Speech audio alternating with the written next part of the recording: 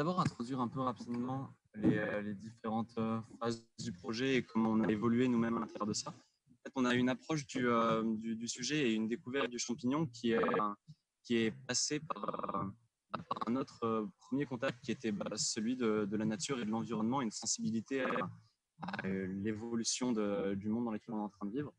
Et en fait, on a eu des parcours un petit peu différents entre celui de Guilain et le mien. Mais tous les deux, on était d'abord très concernés par l'environnement, par cette omniprésence du plastique partout, ces déchets qui ont des impacts catastrophiques sur les sols. Et cette découverte en fait, de l'anthropocène et le fait de se dire qu'on vit désormais dans une ère où c'est l'homme qui a le plus gros impact sur la planète et qui a choisi plutôt par mégarde et qui l'a détruit. Et c'est quelque chose d'assez négatif, mais au final, moi je trouve aussi autre chose, c'est de se dire que si par mégarde on a réussi à faire tout ça, maintenant en prenant attention à ce qu'on veut faire et en essayant d'être plus précautionneux, on a cette force et cette capacité de changer les choses, et maintenant on peut choisir d'en faire quelque chose de très positif. Alors en fait, comme disait Raphaël, on est arrivé sur le monde du champignon finalement à travers une volonté d'agir contre cette pollution, contre cette surconsommation que peut avoir notre société. Et alors d'un côté, Raphaël a rejoint le projet un peu plus tard. D'un côté, Clément Coulon et moi-même, on est tombé sur une technologie. On est tombé sur ces biomatériaux qui étaient développés aux États-Unis, en Indonésie, en Hollande également. Et puis on s'est dit, bon, voilà, il y a peut-être quelque chose à faire pour avoir une action concrète sur ces pollutions. Qu'est-ce que c'est que ce mycélium, où est-ce que ça peut nous mener? Alors moi, mon parcours il est plutôt recherche, donc je me suis mis à fond dans la recherche de tout ce qui avait pu être publié sur ces biomatériaux. Et j'ai exposé à Clément, voilà, il faut qu'on aille à fond là-dedans. On peut trouver une solution à la pollution plastique grâce à ce biomatériau. Raphaël, lui, avait plus une approche de design.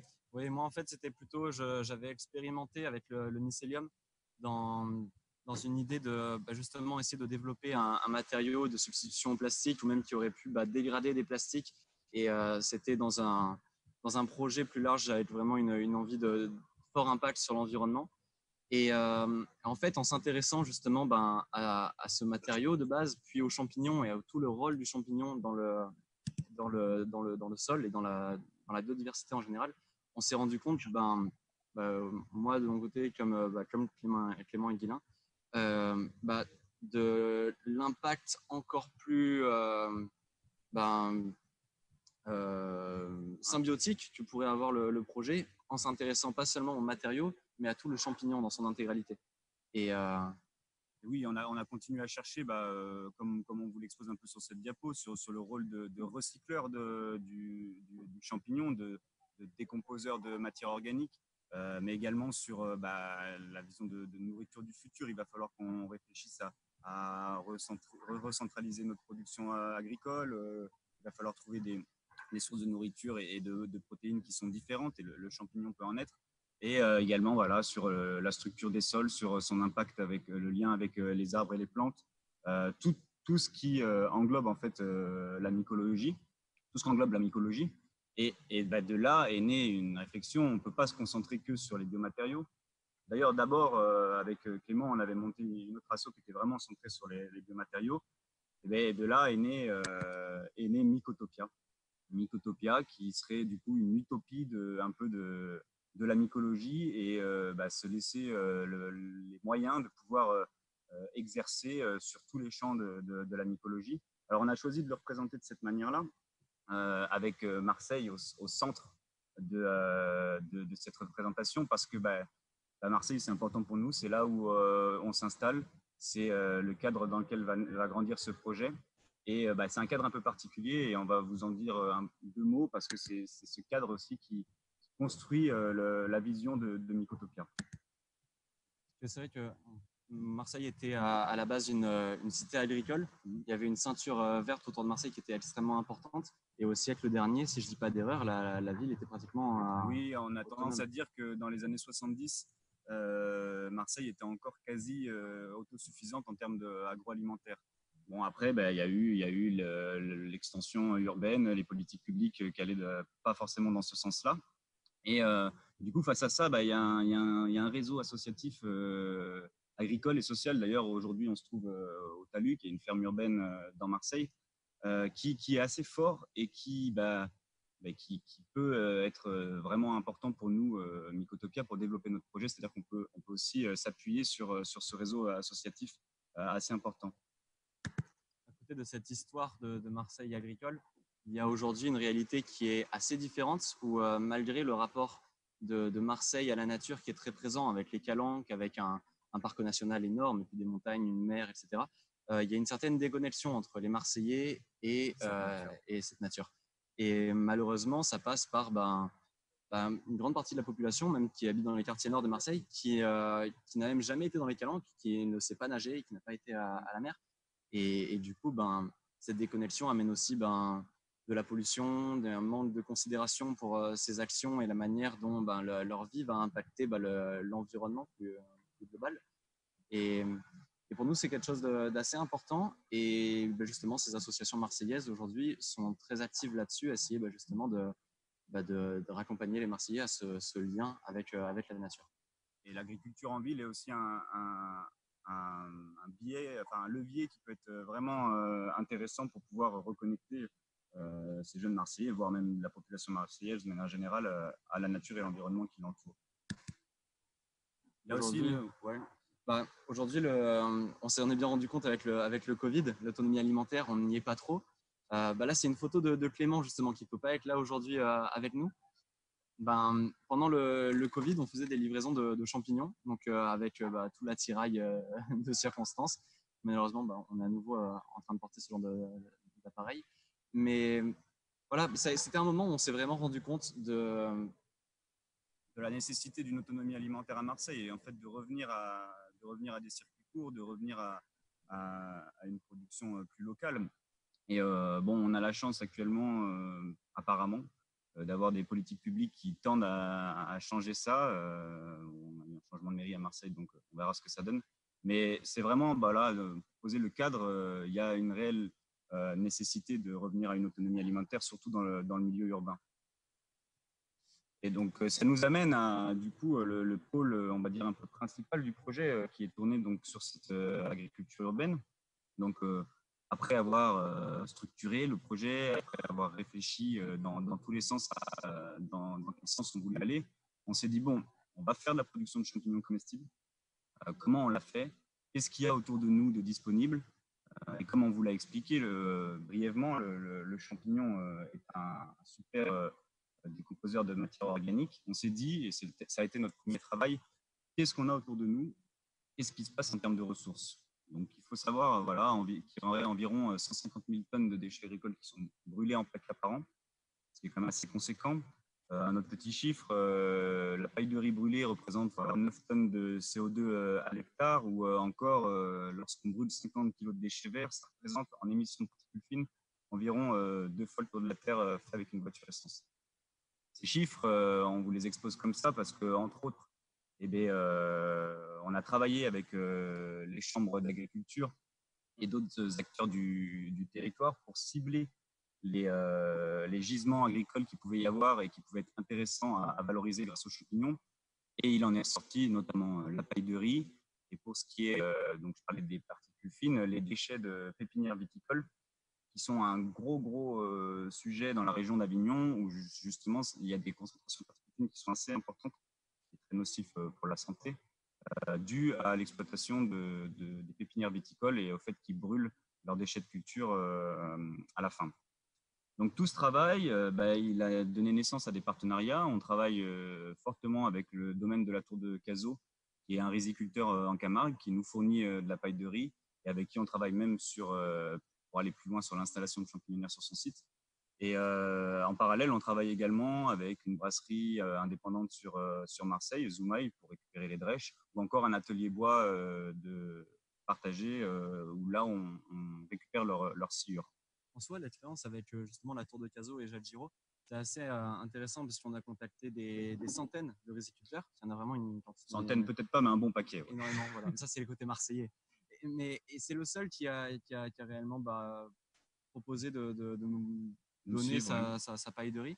Et il connaissait rien aux champignons, mais en ayant quelques échanges avec lui, en lui montrant un petit peu ce qu'on fait, tout ça, maintenant, lui aussi a envie de monter une champignonnière chez lui, parce qu'il s'est rendu compte de l'intérêt que ça avait. Et c'est là où on se dit qu'il y a quelque chose de très intéressant, parce que lui, on récupère toute cette quantité de déchets. On l'a fait venir ici à Marseille pour travailler, nous. Mais le mieux, c'est que ce soit directement le producteur sur place qui valorise directement sa matière. On parlera de ça un petit peu plus tard.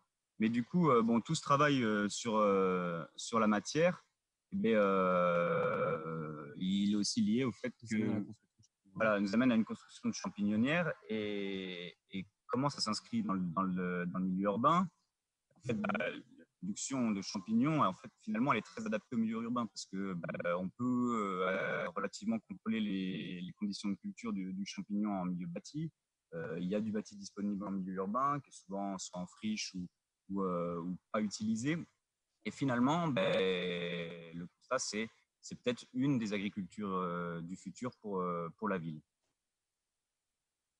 Du coup, nous, on a choisi de s'installer à Marseille parce qu'il y avait tellement pas mal de bâtis disponibles à Marseille, beaucoup de lieux un peu vétustes où on pouvait s'installer pour pas grand-chose en soi. On a fait une plateforme de crowdfunding sur Mimosa. C'est un site qui est spécialisé, lui, sur l'accompagnement de projets agricoles. Donc, on a eu beaucoup de chance et d'amis qui nous ont permis de collecter un peu plus de 16 000 euros. Aussi quelques entreprises qui nous ont accompagnés et qui ont boosté le projet. Et avec du coup cette base, on a installé du coup une champignonnière temporaire. C'était sur une installation de 6 mois à Coco Valten, une association qui a récupéré un lieu eux aussi pour une installation temporaire. Et dans ces caves, qui étaient vraiment dans un état assez précaire quand on est arrivé, on a pu au final pour pas grand chose s'installer justement en valorisant le réseau associatif aussi marseillais, où on a été avec une association Raedificare qui propose du matériel de bâtiments qui vont être détruits ou des entreprises qui sont en train de changer de locaux. Donc comme ça, on a pu récupérer du matériel de laboratoire gratuitement. C'est les tables que vous pouvez voir ou une hotte même qu'on a pu un peu bricoler pour en faire une hotte à flux laminaire. Et comme ça, beaucoup de matériel qu'on s'est un peu bricolé. On a fabriqué aussi des outils pour se fabriquer des pasteurisateurs à froid ou toutes sortes de matériel qu'on a pu récupérer et bidouiller pour s'installer. Le fait était l'idée, c'était d'expérimenter. Donc, il fallait à la fois expérimenter les moyens de production et aussi ce qu'on allait ensuite y faire. L'idée, c'était également de faire quelque chose de mobile, sachant qu'on n'allait pas investir ce lieu de manière pérenne. Et donc, il fallait trouver un moyen de l'optimiser au mieux sans trop dépenser d'argent et en ayant quelque chose de mobile qu'on pourrait réutiliser après. Du coup, nos cultures sur place ont aussi été expérimentales dans un premier temps, parce qu'on était très neuf à la pousse de champignons. Et pour vous expliquer un petit peu déjà les bases de la culture du champignon, donc il y avait donc ces différentes matières premières qu'on récupérait, donc les pailles de riz, les drèches, et avec ces différents composants, on crée notre substrat, on fait un mélange. Ce substrat dans les ballots que vous pouvez voir posés sur l'étagère, on les pasteurise dans un premier temps. Donc, soit en ajoutant de la chaux, une expérience qu'on a pu faire pendant un petit moment. En fait, on fait monter le pH de l'eau et comme ça évite que d'autres compétiteurs rentrent en jeu. Alors ça, c'est des essais de culture, c'est une expérience, hein, comme Raphaël a expliqué. Ça a plutôt bien marché pour le pleurote, moins pour d'autres, moins pour certains substrats. Donc, on a aussi expérimenté sur de la pasteurisation à chaud classique. Avec des stérilisateurs. Autoclave, ouais. Voilà, et autoclave. Et on a également affiné nos itinéraires techniques, les conditions de culture et différentes espèces. Donc, on a pu... pour finir justement le processus du champignon pour que tout le monde soit bien au fait. Donc après avoir du coup pasteurisé notre substrat, donc qui était dans les sacs, on vient y inoculer le mycélium. Donc le mycélium de pleurode, gris, de pleurode, n'importe lequel. Pendant 3 semaines, il va se développer et coloniser le sac. Et ça se fait à l'obscurité. Puis on le passe dans une autre salle de fructification. C'est la deuxième photo que vous pouvez voir, c'est des ballots un peu plus longs. Un autre type de compactage qu'on a pu essayer. Et là, donc, les champignons vont sortir assez rapidement, l'ordre d'une semaine, un peu plus parfois. Donc là, les conditions changent. On a de l'humidité dans cette pièce et de la lumière. On alterne des cycles jour-nuit pour recréer un petit peu les conditions du champignon dans le sol. Il faut imaginer que les premiers stades, c'est vraiment le réseau mycélien, voilà, sous terre. Ensuite, il va sortir et là, il a besoin de lumière, d'humidité, ce genre de choses. Et donc, voilà, là, on est dans des sacs plastiques. Avant, encore des sacs plastiques. Et on s'est rendu compte qu'on utilisait beaucoup de sacs plastiques dans notre production. Donc, au vu de ce qu'on a pu vous dire avant, vous imaginez bien que c'était quelque chose qui nous posait problème. Et donc, on a voulu trouver une solution. Alors, on a essayé les cultures en seaux. Donc, c'était des seaux qu'on a récupérés chez un producteur de jus d'orange. Il balançait ces seaux après usage. Donc, on les a récupérés, on les a nettoyés, troués pour que les champignons puissent sortir par les petits trous du seau. Ça marchait très bien, comme vous pouvez le voir. Seul problème, c'est quand on est sur des grosses productions avec des centaines de seaux, chaque seau avec des vingtaines de trous, c'est très long. Puis après, il faut nettoyer, retirer le substrat à l'intérieur une fois que le champignon a fini de pousser et vraiment bien nettoyer pour éviter les contaminations. Et c'est là que c'était plus problématique. Disons que le seau, pour ceux qui voudraient se mettre à faire de la culture de champignons un peu amateur, c'est très adapté pour le pleurote. Vraiment, ça fonctionne, il n'y a rien à dire. Quand il s'agit de le penser à une échelle un peu plus importante, ça devient plus compliqué. Et de plus, c'est adapté essentiellement au pleurote. On ne peut pas faire du shiitake dans des seaux, ou alors il faudrait repenser le process, ce serait encore autre chose. On pourra y revenir avec Jérôme après. Mais ça a été un des résultats de nos petites expériences, que peut-être que ces seaux-là ne sont pas adaptés dans un premier temps. Et peut-être qu'on va se concentrer sur maîtriser bien la culture et travailler sur comment améliorer les conditions de culture un peu plus tard. Donc voilà, ça a été beaucoup d'échecs pour ensuite avoir quelques réussites. C'était tout un processus d'essai en soi, puisque on ne connaissait pas encore grand-chose à l'époque sur la pousse du champignon. Mais on a du moins pu bien maîtriser tous les caractères et la manière de produire, du moins les pleurotes, à la fois les gris, roses, jaunes, et les pleurotes du panico aussi. Après, on a eu quelques expérimentations sur des shiitake qui ont été plus laborieuses. Mais globalement, ça a été une phase vraiment très intéressante pour nous. On a pu confirmer ce qu'on savait, améliorer nos méthodes et être confronté aux contaminations. Et je pense que c'est très important, et Jérôme le dira aussi, d'être confronté aux contaminations pour savoir mieux les gérer. Oui, parce que vous avez vu les photos du lieu dans un premier temps, en fait, c'était extrêmement poussiéreux. Et s'il y a quelque chose qu'il faut éviter autour de la culture des champignons, c'est la poussière. Donc, Et donc voilà, à travers ça, on a aussi continué à se former, on apprend et on se formera toujours. Et ça fait partie de nos valeurs, le partage et la formation sont nécessaires. On n'est pas des mycologues à la base et on souhaiterait le devenir. Et donc, on a fait une collaboration notamment avec Jérôme qui a participé 2 semaines de travail avec nous. On a fait énormément de tests. Il nous a un peu recadré sur certains notamment itinéraires techniques qu'on ne faisait peut-être pas très bien à la base.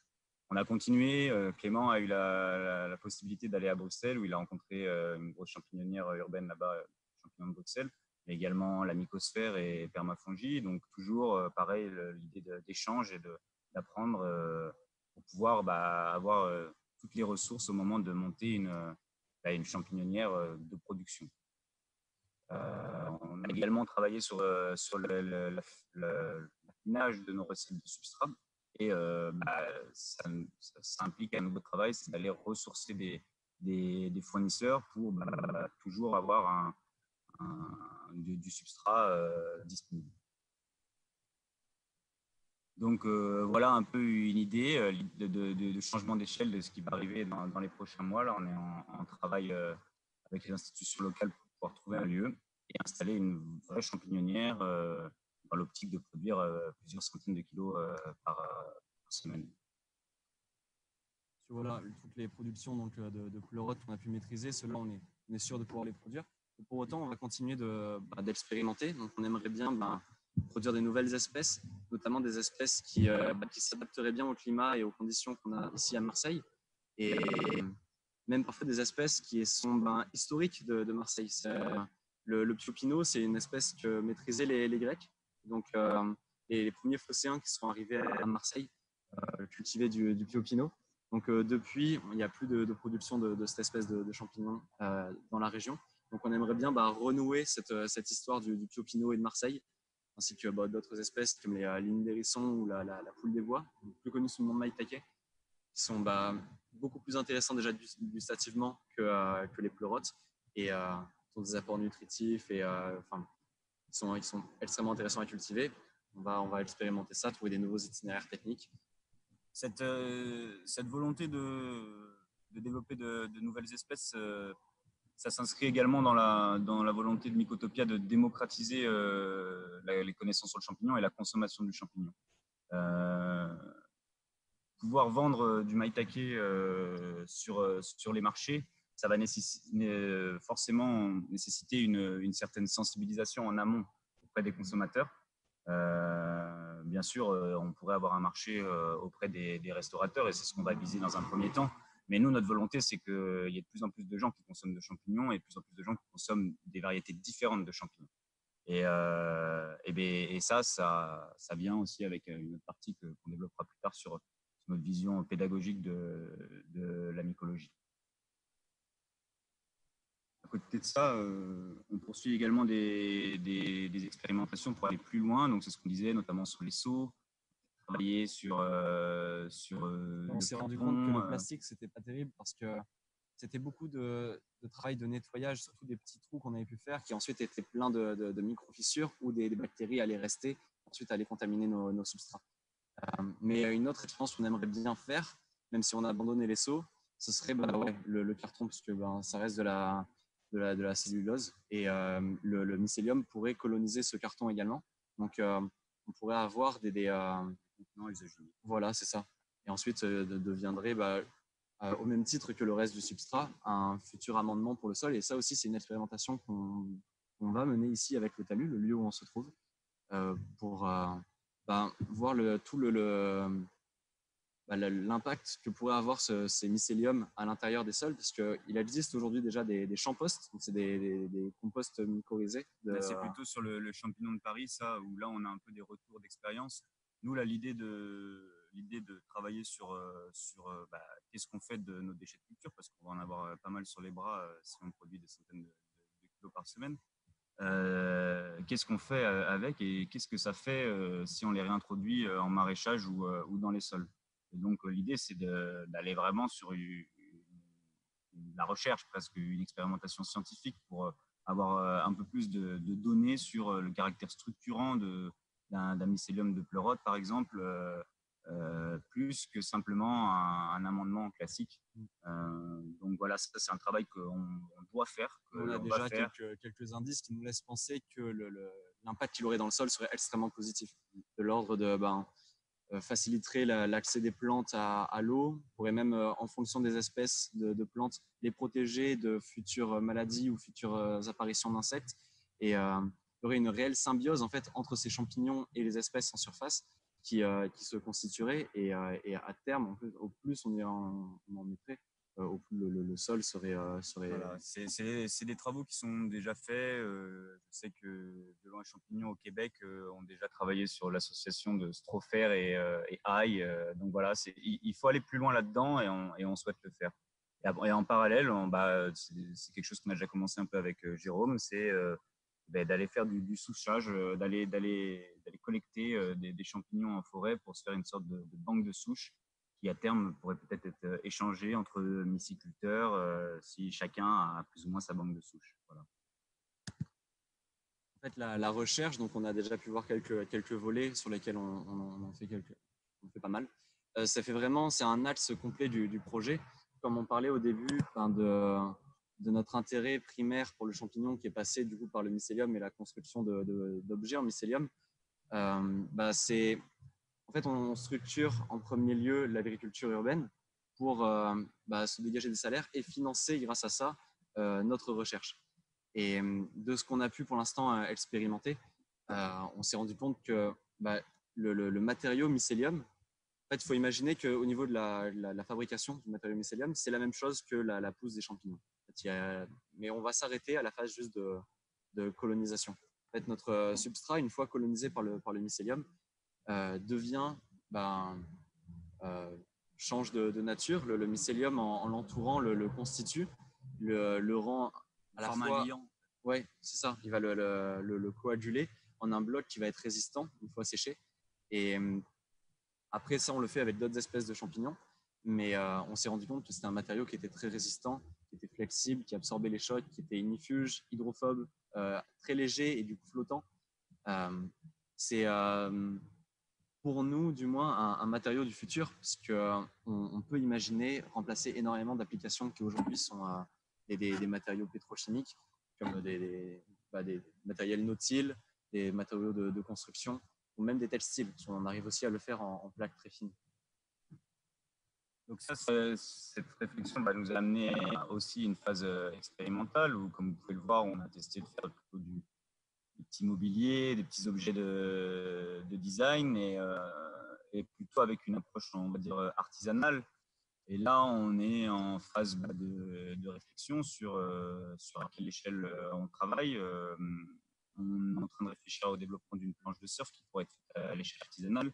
Mais on réfléchit également à des panneaux d'isolation qui, là, auraient plus une vocation industrielle.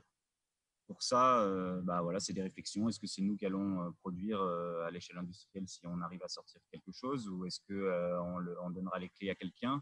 Comment on le finance? Donc, on travaille avec des institutions publiques pour, notamment à travers des appels à projets pour financer ça. Et donc, ça va également avec un travail avec des bureaux d'études spécialisés soit dans l'isolation, dans la construction, dans les matériaux biosourcés, voire également avec l'INRA.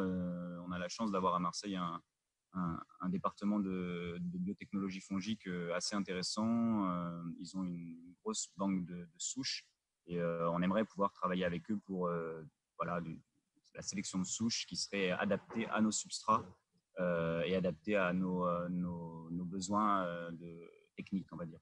Et voilà, il y a ces deux travails très différents où il y a un premier qui est sur un temps bien plus long, où on a besoin de financement beaucoup plus important et même de structurer la production, puisque entre aujourd'hui, ce qu'on fait qui est plus artisanal et demain, une production qui, dans ce genre de cadre, serait quand même plus industrialisée, les process devraient évoluer. Il faudrait trouver la manière de le faire avec les industriels qui nous rejoindraient ou alors nous en évoluant.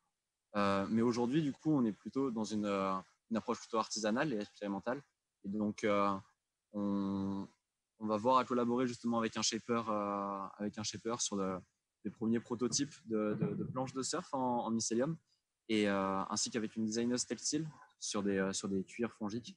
Donc, ça, c'est des choses qui sont plus faciles à mettre en œuvre pour nous aujourd'hui, pour expérimenter et pouvoir voir tout le potentiel du matériau, et puis voir ensuite comment amener ça au stade au-dessus. Et donc tout ça, ça nous amène un peu au dernier volet de Mycotopia, et qui est peut-être un des volets qui nous paraît le plus important. C'est comment on transmet tout ça, comment on parle du champignon, comment on documente. Et donc, on a décidé de travailler réellement sur le développement d'un pôle pédagogique. Ça s'inscrit dans une évolution de la société actuelle. Les gens sont en demande de nouveautés plus écologiques. Il y a un besoin de transmettre les connaissances liées à la nature et d'agir sur des changements de comportement. Et comme on vous l'expliquait, à Marseille, c'est encore plus flagrant parce que la population, et notamment la jeune population, a été délaissée en termes d'éducation depuis un certain temps.